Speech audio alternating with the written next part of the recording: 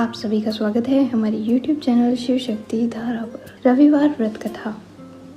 रविवार का दिन सूर्य देव को समर्पित किया गया है।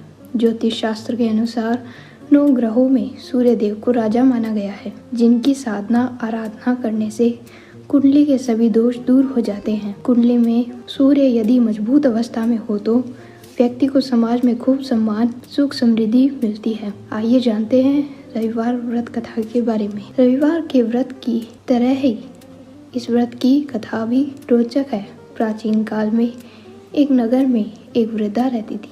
उसका नियम था कि वह हर रविवार घर आंगन गोबर से लीपकर भोजन तैयार करती थी और सूर्य देव को भोग लगाकर ही भोजन करती थी। ऐसा व्रत करने से उसका घर अनेक प्रकार के धन धान्य से पूर्ण था।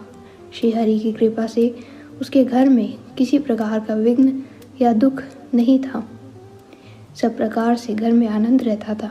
इसी तरह कुछ दिन बीत जाने पर उसकी एक पड़ोसन, जिसकी गौ का गोबर वह वृद्धा लाई थी, विचार करने लगी कि यह वृद्धा सर्वदा मेरी गौ का गोबर ले जाती है, इसलिए अपनी गौ को घर के भीतर बांधने लग गई। वृद्धा को गोबर न मिलने से रविवार के दिन अपने घर को न लीप सकी, इसलिए उसने न तो भोजन बनाया न भगवान को भोग लगाया तथा स्वयं भी उसने भोजन नहीं किया।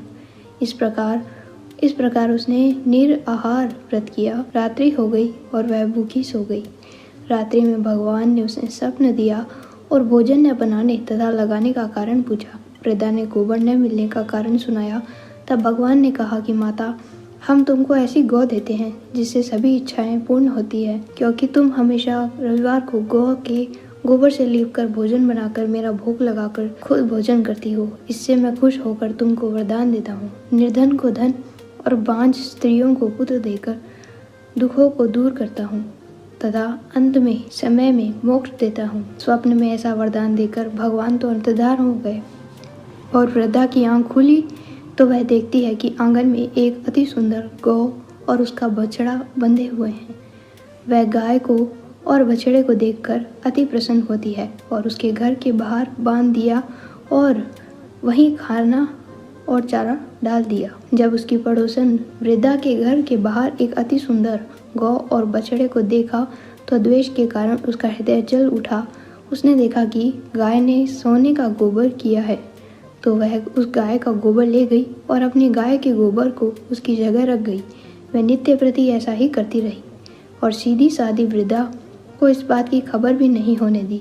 तब सर्वव्यापी ईश्वर ने सोचा कि चालाक पड़ोसन के कर्म से वृद्धा ठगी जा रही है, तो ईश्वर ने संध्या के समय अपनी माया से बड़े जोर की आंधी चलाई। वृद्धा ने आंधी के भय से अपनी गौ को भीतर बांध लिया। प्रातःकाल जब वृद्धा ने देखा कि गौ ने सोने का गोबर किया है तो उसके आश्चर्य की सीमा न रही और वह प्रतिदिन गौ को घर के भीतर ही बांधने लगी।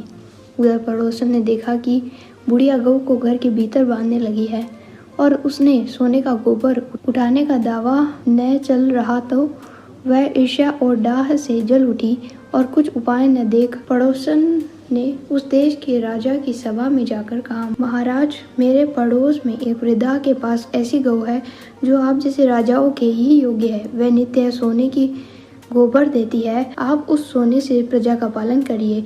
वह वृद्धा इतने सोने का क्या करेगी?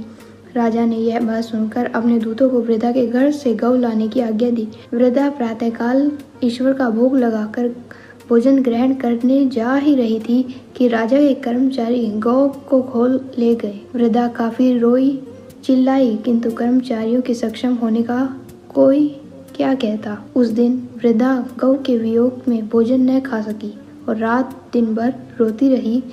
ईश्वर से गौ को पुनः पाने के लिए प्रार्थना करती रही।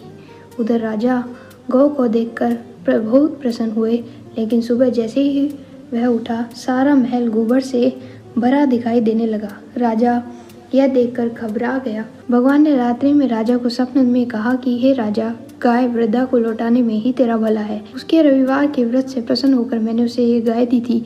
प्रातः होते ही राजा ने वृद्धा को बुलाकर बहुत से धन के साथ सम्मान सहित गौ बछड़ा लौटा दिया। उसकी पड़ोसन को बुलाकर उसे दंड दिया।